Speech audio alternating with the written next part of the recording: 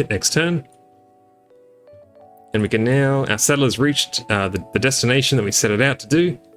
Button down here to found settlement. If it's, well, I guess can't go away. You'll see, you find the button down here, found a settlement, and a bunch of things have just happened. So we now have a new settlement here. You'll notice though, this one's going to be a little bit different to our other screen over here. So we said before that settlers don't found cities in Civ 7, they found towns. All settlements other than your capital start out as towns. Now, towns don't have a production queue, so you don't have to manage them, but all they'll do is grow. That's all they do in the early game, until they reach population 7, and you can sort of specialize them to do various things, but for now, this town is just going to do its own thing, so you don't have to sort of worry about microing its queue. This is one of, I guess, Civ 7's best systems, in my opinion, is the towns versus city system. But again, there's lots to talk about there. We won't worry too much about the fine details now. Our event here, 25% production towards training medjays or 100 culture. Let's pick the culture because that is a lot of culture. It's 5 turns worth. You can see we can grow town. We are going to grow towards the sheep because it is a really good resource. And because we have just picked up a new resource, we can actually, we can see this, we've got new action and we can assign this to anywhere. So for this turn only, you'll notice I didn't move the crab back into my set when I maybe could have earlier. You can only move your resources and shuffle them around on a turn when you acquire a new resource. It's a little bit odd, but it's really not too hard to remember to do once you sort of know the rules. So what we're going to do is put the sheep and the crabs in our capital, and you'll see that's given us, production, happiness, and food from our harbour and eventually our fishing key as well. In the early game, you probably want to just be putting your resources into your capital. Again, because towns can't produce anything, production is going to be significantly more valuable in cities, so your capital in this case. So that's why I've moved the sheep, from the town that initially picked it up. I've moved it to the capital because the production is worth a lot more here than it is in this town. For what it's worth, the production isn't wasted completely. You'll see I'm earning 2 gold right now in this town. That's because all of your production is converted 1-to-1 to gold in a town. All right, we'll keep on scouting. Again, I'm happy to automate this guy. Hopefully he doesn't sort of run off and find barbarians again. Get 60 influence, 50 gold, but we lose the unit. That is a really, really costly decision, so not worth it for us. Let's go ahead and just grab the free happiness and move on.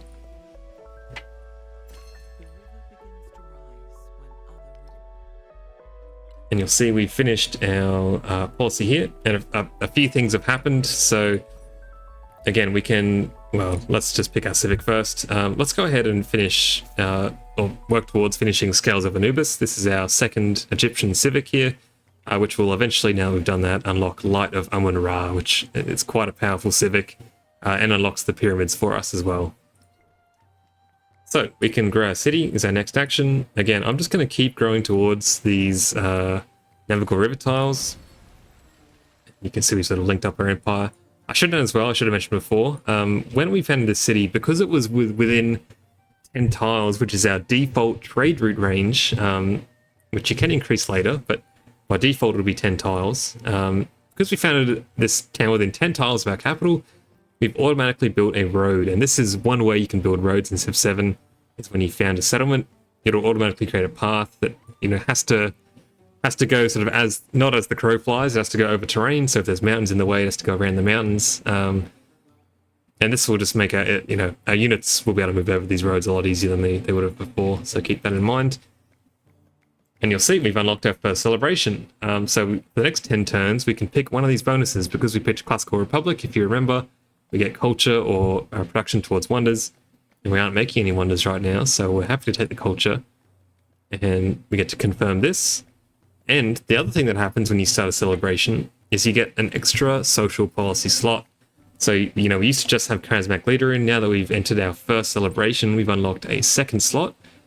And thankfully, I'm using a mod here that's called the Policy Preview mod on PC. If you are playing on PC, I would highly, highly, highly recommend. This is the one mod I think everyone should install if you're on PC. Again, sorry console players, not available unfortunately, but this mod is absolutely essential in my view. So just makes everything a lot clearer. It makes your decisions a lot more meaningful when you can actually sort of determine what things are doing and how effective they are. This is fine for now. I'm happy with these two. You can see it's quite a lot of food we'll be getting. And if we turn our yields on, it's just made these tiles even more ridiculous. With our fishing key now providing +1 food to these tiles, as well as +2 food from this unique Egyptian civic we've just plugged in. Some of these tiles are just completely insane. 8 food, 4 production, 5 food, 3 production. Completely insane. Completely insane. Okay, we can produce something in our capital. And you can see here we've got our mortuary temple unlocked, which is part of our unique quarter up here. But we're going to go for the altar. You'll see that this is going to be giving 3 happiness by default, as well as our Pantheon effect, which is God of the Sea. So we have 5 fishing boats. That's 5 production. So we need to pick a spot to put this down. Now, I did say you want to be filling out the districts around you, so ideally I would put it here, but this is where things get a little tricky with our start. Our spots for building stuff are really, really limited by sort of what's around us here. So because we want to eventually be putting the mastaba, you can see it gets +1 gold for each adjacent desert and navigable river terrain tile. We probably want to, it'd be better to put the mastaba here, only slightly though. So I'm probably going to save this spot for our unique quarter. So our mortuary temple will go here. So in that case, even though it's not ideal, I don't want to use this spot because I've already sort of had it in my mind that I want to put my library down here. So I'm going to put the altar here for now. This isn't really ideal city planning. Again, I would love to sort of put it like here, for example, but I can't. The altar can't go on water, unfortunately. So we're going to put that down over there, but that's fine. It's totally fine. No Civ game is perfect. At the end of the day, Civ has always been around sort of taking the hits as they come and sort of doing the best with the circumstances you're given. There's no such thing as a perfect game, so just make the best decisions you can, and it'll be fine. You'll be fine. As I said, if you're having fun, you are winning. So we'll keep on scouting, and I think we'll set all of our scouts to auto explore at this point, so we won't have to worry about those. We'll just get the discoveries as we see them. Now, this is, it's talk about unideal scouting and, not playing perfectly. We're sort of scouting with our settler here, which is really unideal. This is, the most high value unit you have, so you do not want to be losing this. So setting into the fog of war here like this is not great, but we've managed to sort of, it's paid off all right for us. So in terms of where we're going to settle, again, fresh water, always ideal. But because we haven't scouted, we don't really have great visibility of exactly what, would be a good spot around here. I think just to play it safe, we're going to move up on this tile. It is in between 2 horses, which is something. Horses improve your cavalry combat strength, so not really a resource that's good for your economy, but good for combat. But this is reasonably close to my capital. Again, not too far, so hopefully reasonably defensible if we need to, get into sort of a combat situation. So we're going to settle that city, and you can see another road's been established back to our capital. It'll always sort of establish back to, it won't go town to town, for example, it'll go back to your city. And because, your first town always starts on population 2 as well. All of your towns always start on population 2, so they always get to grow first. And I think we're going to grow towards this cotton.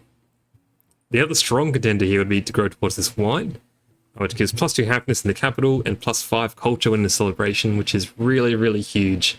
But both of these resources are some of the best early game ones you can get.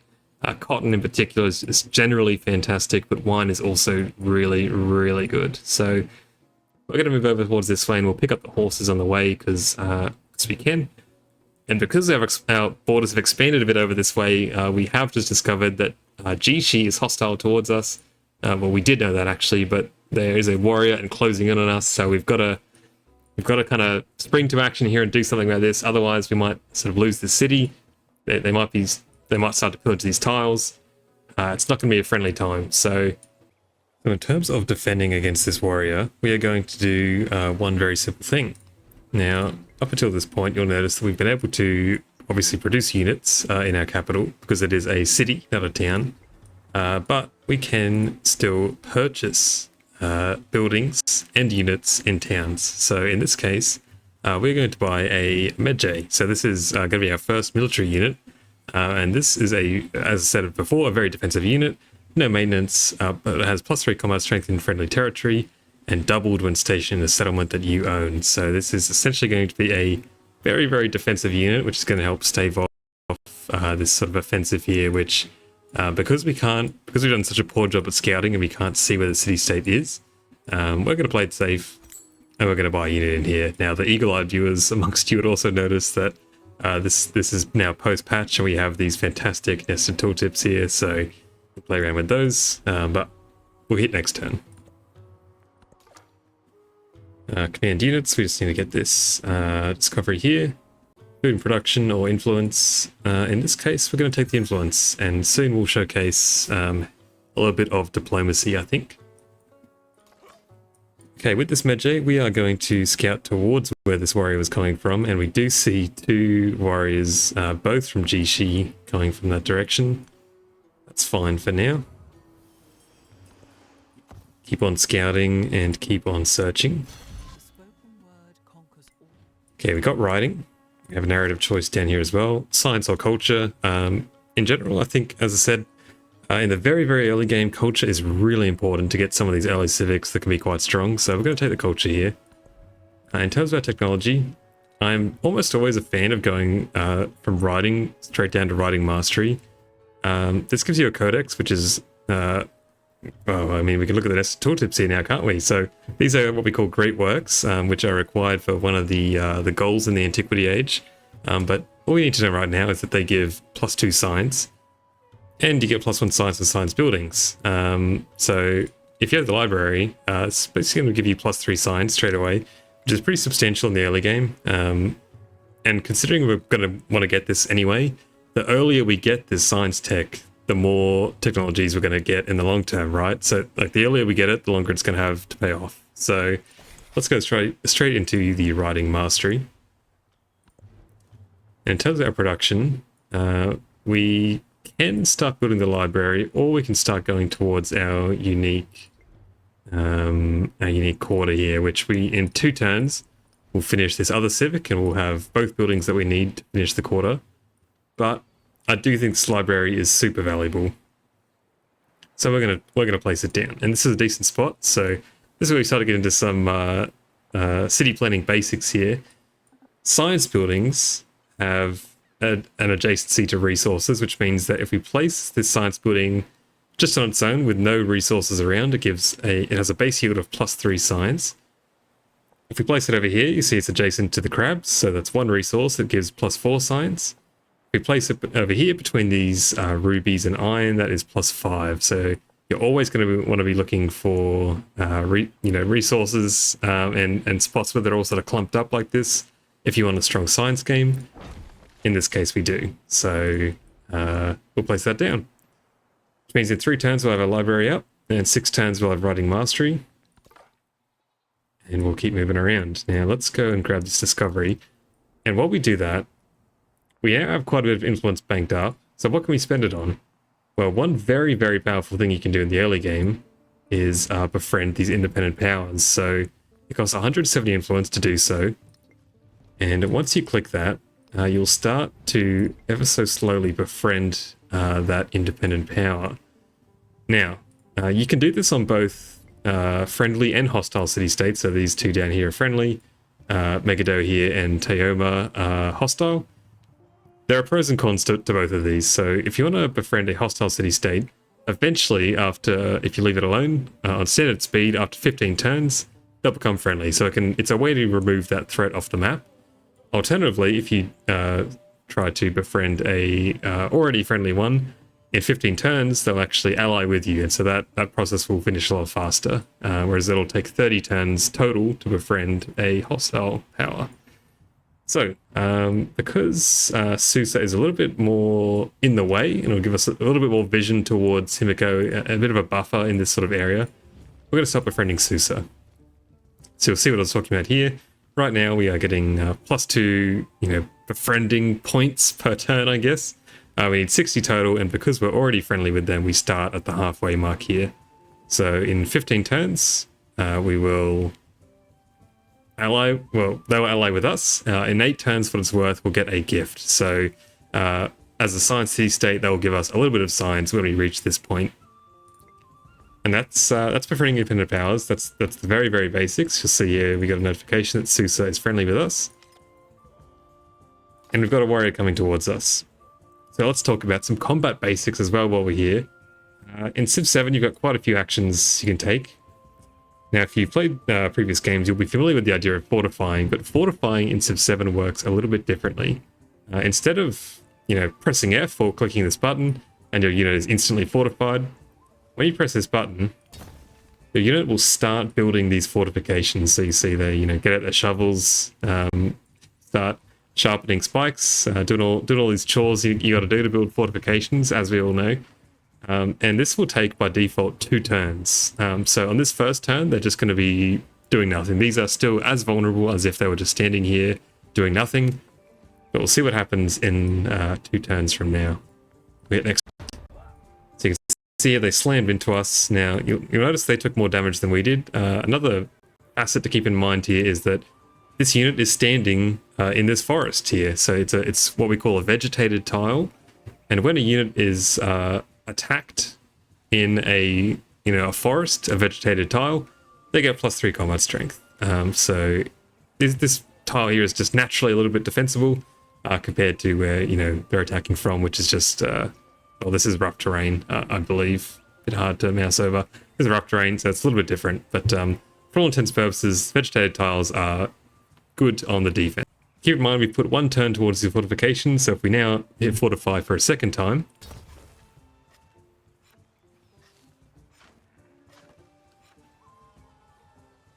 we'll carry on the fortifying process. We'll hit grow city, and again, I know some of these tiles look great, and they are, so we're going to take them. The rubies are fantastic. We do want these resources. Usually if we weren't Egypt, we'd be absolutely snapping these up, right? But as Egypt, look at these tiles. 5 food, 4 production, 1 gold, 1 happiness. Look at how they compare to what a typical tile would be at this stage of the game for a standard Civ, right? Usually we'd be looking at this mine here and we'd be pretty happy with this mine. +1 production and +1 happiness. Look at these tiles instead. It's absolutely insane. Make sure you're utilizing your Civ's bonuses to their fullest. In this case, Egypt, you have to be taking advantage of Navigable Rivers. It is their strongest ability by far. This scout here auto-explored into a pack of barbs as they do, so I'll move him away. And this guy down here got a discovery, and because this library finishes in 2 turns, we're going to take this and sort of make this a little bit closer. It just means our science will sort of skyrocket in 3 turns. Okay, we finished another one of our fantastic civic tree choices here. So we now have these 2 civics here that each give one of our unique buildings. So together we can now make the unique quarter. And we will potentially work towards that. I'd love to get the pyramids, but because we are seeing a little bit of aggression coming towards us right now, let's start researching discipline. So this is from the standard antiquity civic tree. And this is going to give us quite a few things, one of which is the commander, which is a very important unit. In Civ 7 as well, quite a big change is that units no longer give XP, or units no longer get XP, I should say. Instead, they all the XP gets funneled towards a commander, which we don't have yet, but when we get it, we'll talk a bit about it. We've got a narrative choice here, and we will, again, take the culture. Happiness is really, I can't undersell just how unimportant happiness is in the early game compared to your other yields, so make sure you're focusing on basically anything but happiness, to be honest. Again, so because we don't really want to put this production in towns. I know it seems like it's better to put it in a town. It says +2 production cities or 4 production in towns. Just remember, at its core, 1 production is worth 4 gold. That's the standard conversion rate, because if we take an example here of the brickyard, which costs 55 production, if we want to purchase it, it costs 220, which is 55 times 4, if you couldn't do the maths. So 1 production is equal to 4 gold. So in theory, this tin would have to give 8 production in towns for it to be comparable to what it would provide in a city. So again, always put your tin in cities, at least in most cases. That's a very general rule, but that rule will serve you very well for 99% of the game. And we'll keep moving our units towards the discoveries. That's all pretty standard fare.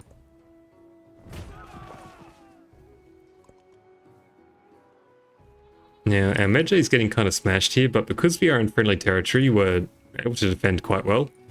So we'll just sort of heal up. You can see they'll all sort of rest on the ground here as they're injured amongst the trees. Civ 7 has some of the best unit animations in the series. I mean, the best by far, actually. Zooming in on this game is always a delight, so something to keep in mind.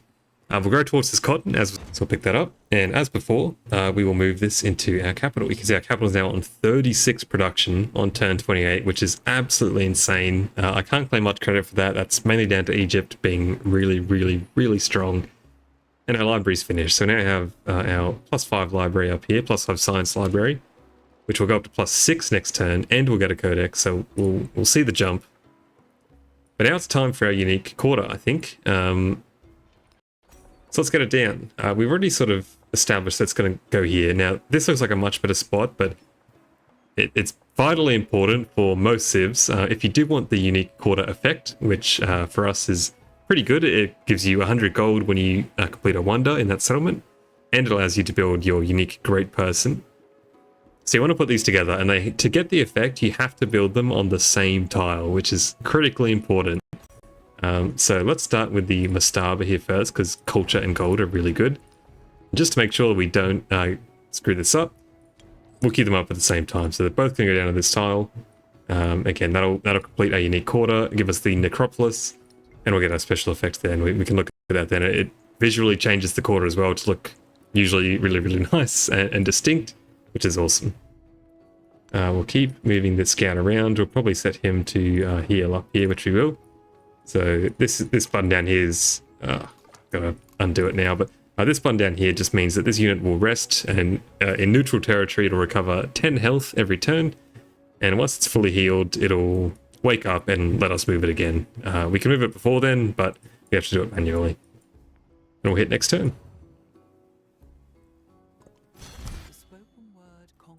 And there's writing done. So again, a few things happen here. You'll see our library is now providing 6 science instead of 5 from the +1 to all science buildings.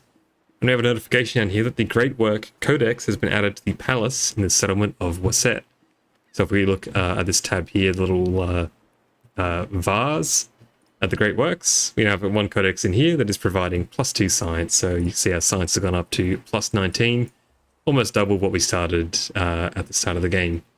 Now, granted, one of our endeavors with Himiko has run out, so we're no longer getting the +6 science from her, but this is still pretty good and very. This is all self-sufficient science, which is what you want to be getting, because these endeavors are really good early game, but they fall off pretty quick. Okay, in terms of our next technologies here, animal husbandry is good, and will again unlocks more production buildings. You can see it gives more food on pastures and production on camps and woodcutters. And we don't have many of those yet because we've mainly been building on navigable rivers. So we've mainly been working fishing boats, which you can see sailing improves up here.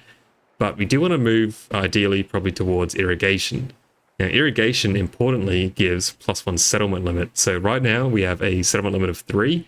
Now again, we can go over that, that's no issues, but it will cause happiness penalties. So settlement limit is really, really, really good to grab early game. That will allow us to go up to 4 settlements with no penalty, which again, there's only 1 more settlement, but it's a big increase and it gets the snowball rolling. So very important to get these when you can. So we can, even though we haven't unlocked it, we can click on here and then I'll queue up towards irrigation. Now the tech queuing and civic queuing in Civ 7 is pretty abysmal, but it does work in very simple situations like this. Okay, I don't know why that command didn't go through, but we'll tell the scout to rest up. So he'll go in his little tent and rest there until he's full health. And we'll hit next turn. You'll see that our Medjay is healing up 15 health, by the way, instead of our scout is healing up 10 per turn. That is because the Medjay, sorry, is in friendly territory. So he heals up 50% faster, so 15 health instead of 10. If I put him in the city center over here, he would actually heal up 20 health per turn. Just something to keep in mind. And this unit down here has found a discovery. And we'll go ahead and take the gold. Hit next turn. Scouts moving around, but that's alright. Now, I do note there's a discovery here as well, right next to our city, which we want to grab as soon as we can. But happy to let this Medjay heal up for now. So this scout, it can go and ideally find Augustus' cities, just so we can get sight of them, and then we'll know exactly what he's up to. So we'll move over there. Again, Civ is a game of information, right? So having information on what your opponents are doing is really valuable, particularly when it comes to stuff like wonders, where, you know, if you see someone else building a wonder, you'll know not to waste production putting in and trying to build that wonder yourself. Very, very important. Also a great way to see if there may be, you know, attacks coming your way. Obviously, having scouts positioned in defensive spots or your units, or in this case for us, city-states positioned to sort of act as a buffer. Very, very important stuff. No real actions to take this turn, so we'll go ahead and hit next turn again. But of course, just before then, let's grab this free food. No need to spend the 50 gold to get an extra 20 food. That seems a little excessive to me. Not worth the trade-off. There it is, our first unique building is going down.